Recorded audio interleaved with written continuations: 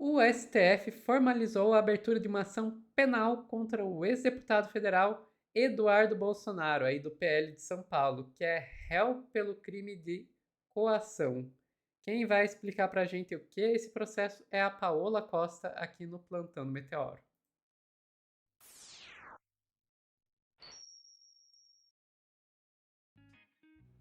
Paola, coloquei até uma musiquinha mais animadinha pra gente dar essa notícia. Que essa é gostosa, né? Essa é agradável, né? Nosso querido Eduardo Bananinha, ex-PL de São Paulo, agora chamo ele de PL Texas, afinal ele está morando no Texas, não é mesmo?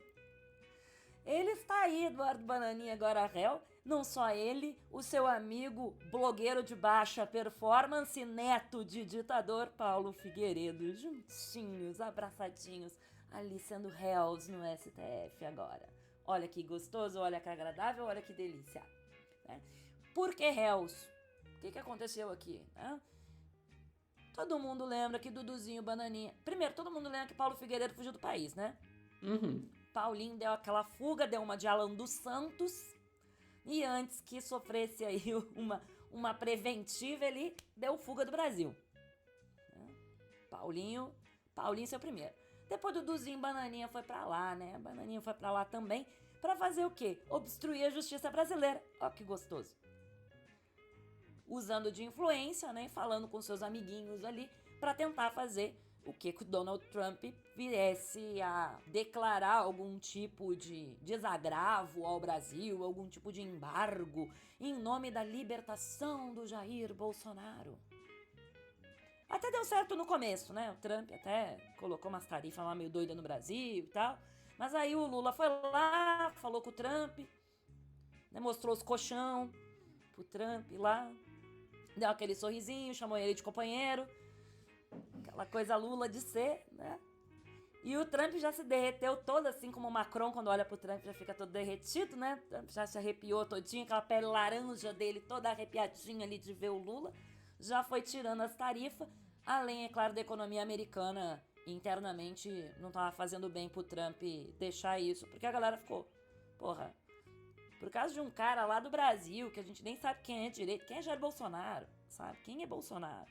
Cadê esse cara? Vocês estão fazendo meu café ficar mais caro? Vocês estão fazendo a minha carne ficar mais cara? Vocês estão fazendo os ovos ficarem mais caros? Que doideira é essa, né?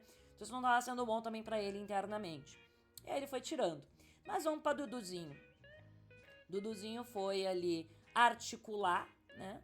Junto com o Paulo Figueiredo, todas essas ações para tentar interferir nos processos no Brasil, nessa tentativa de deixar o papaizinho livre, mas não contava que haveria então uma investigação sobre isso e que seria encaminhado um processo.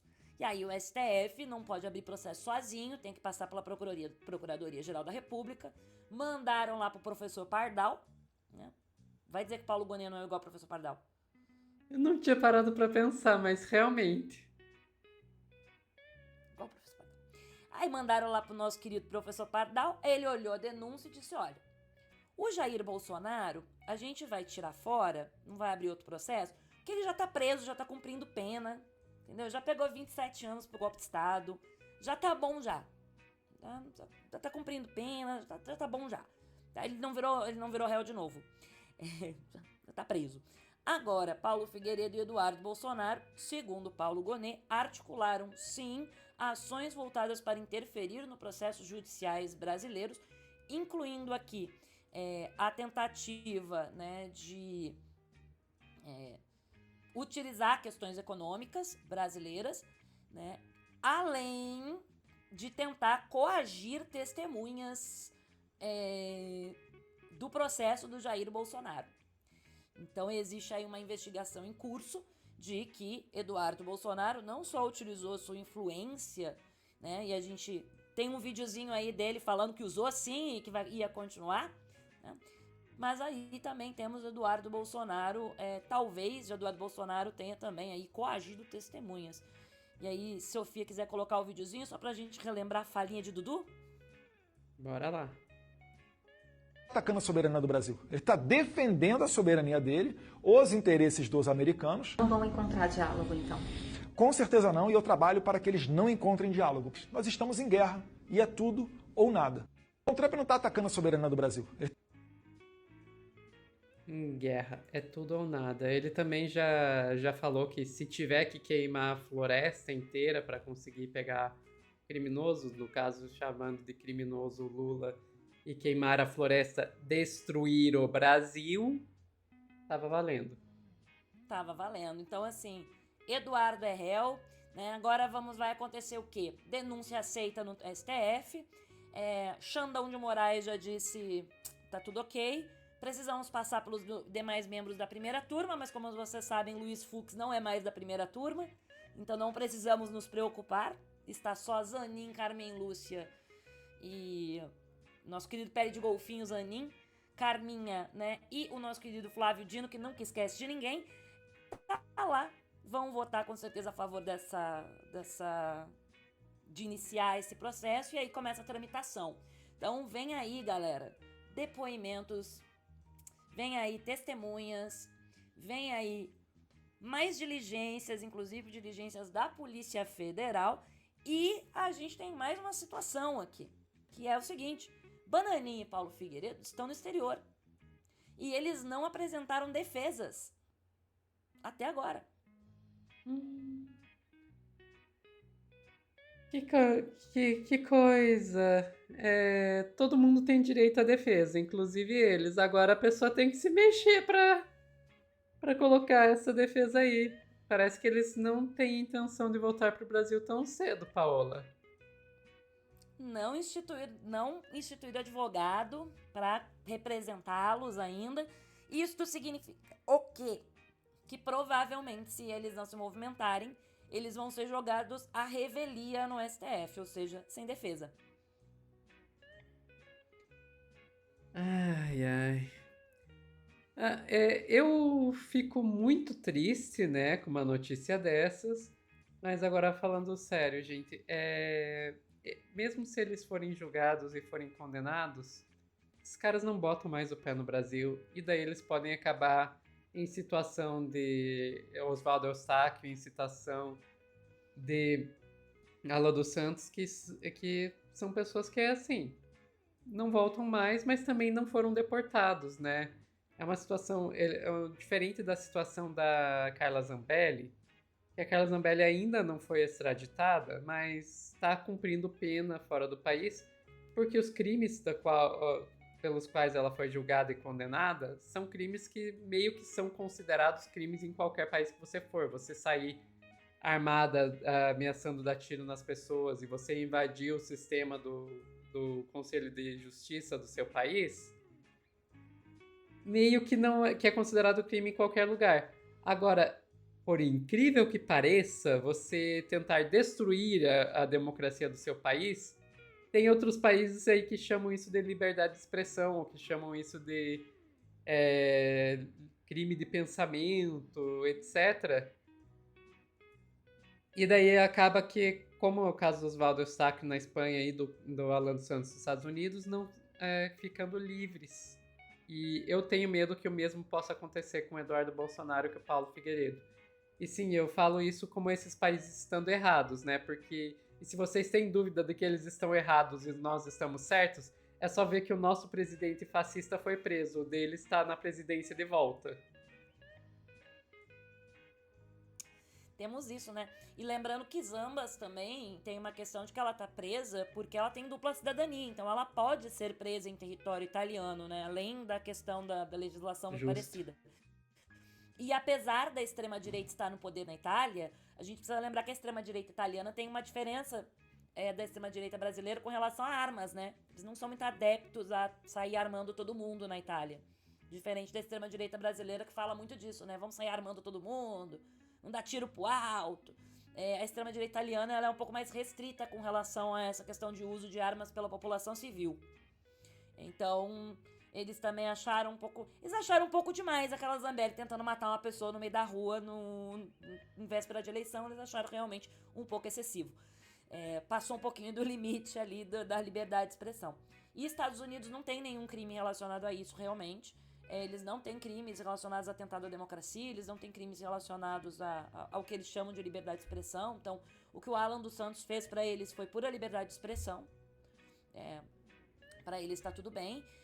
Quanto ao Paulo Figueiredo e Eduardo Bolsonaro, aí isso vai depender da característica de crime, né? Porque a gente tem hoje uma abertura, um recebimento de denúncia, eles são oficialmente réus, mas ao transcorrer do processo é que a gente vai ver quais crimes a PGR vai trazer no relatório deles depois que a gente tiver os depoimentos, essa fase toda de testemunhas, depoimentos, diligências, é que a gente vai ver que crimes a PGR vai imputar.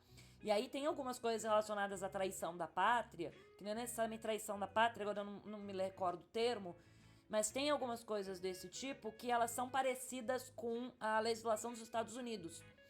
Então, dependendo do crime do qual ele for imputado pela Procuradoria-Geral, e se esse crime se eles forem condenados por esses crimes na primeira turma do STF, pode acontecer, e aí a gente pode ter uma pequena esperança de Eduardo Bolsonaro detido. Só que aí vale lembrar que eles são brasileiros. Então, assim, para eles serem deportados ou para eles serem mandados para uma prisão do Bukele em El Salvador... Cara, seria muito irônico isso. Seria muito irônico o Eduardo Bolsonaro ir parar em El Salvador. Seria. Cara. Eu juro pra você... Ai, gente, eu sou a pessoa que torce pro Eduardo ser condenado por um crime que seja de lesa pátria, de traição ao país e tal, só pra ele ir parar numa prisão bem ruim. Olha, eu vou dizer pra você que tem um lado meu que... Eu sei que isso não vai acontecer, tá, gente? Não preciso me dizer porque eu sei que não vai acontecer. Mas tem um lado meu que fica pensando... Queria mesmo que ele fosse pego pelo ICE, sabe? Só por ser imigrante. Não precisa nem ser pelos crimes que ele cometeu. Só queria ver Paulinho Figueiredo, Alan dos Santos e Eduardo Bolsonaro serem pegos pelo ICE. Seus latinos, o que vocês acham que... Vocês acham que só porque vocês são de direita a gente vai aceitar um bando de latino aqui no nosso país? Mas enfim, agora falando um pouquinho sério, eu acho interessante o que está acontecendo, sabe, Paola? Porque o Eduardo Bolsonaro, essa articulação, a gente começou a prestar atenção nela com o Trump e as taxações deles, mas ela já vinha de muito tempo. E, inclusive, ela já vinha de muito tempo envolvendo muito mais pessoas. Eu lembro que as primeiras vezes que eu comecei a trazer notícias sobre essa articulação do Eduardo Bolsonaro aqui no Meteoro, ele não estava sozinho. Ele tinha levado junto dele para os Estados Unidos para fazer essas tours golpistas gente como Gustavo Gayer, gente como Júlia Zanata. E todo esse pessoal tá passando Coube a batido. cabeça da Júlia dentro do avião? Pois é. E foi na mesma época, que estava tendo chuvas com inundações enormes em Santa Catarina. E daí a Júlia Zanata, supostamente, vamos colocar aqui para garantir a segurança jurídica, estava usando dinheiro público para pagar o jornal Razão, lá de Santa Catarina, para fazer notícia positiva sobre ela, porque estava pegando mal ela ir fazer tour golpista nos Estados Unidos, enquanto o estado dela estava debaixo d'água. Supostamente, viu, advogados da Júlia Zanata? Marido da Júlia Zanata, supostamente ela pagou. Quem disse isso aí foi o G1, apareceu lá no G1 e no CNN, não temos nada a ver com isso, a gente só está reportando o que apareceu nas reportagens. Exatamente. Mas, então, e eu trago isso por quê? Porque tem muita gente que está escapando.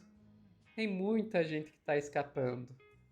Se a gente fosse realmente puxar esse novelo, ver quem que estava falando com o Jorge Santos lá, quem que estava falando com a Elvira Salazar por lá, não era só o Eduardo Bolsonaro.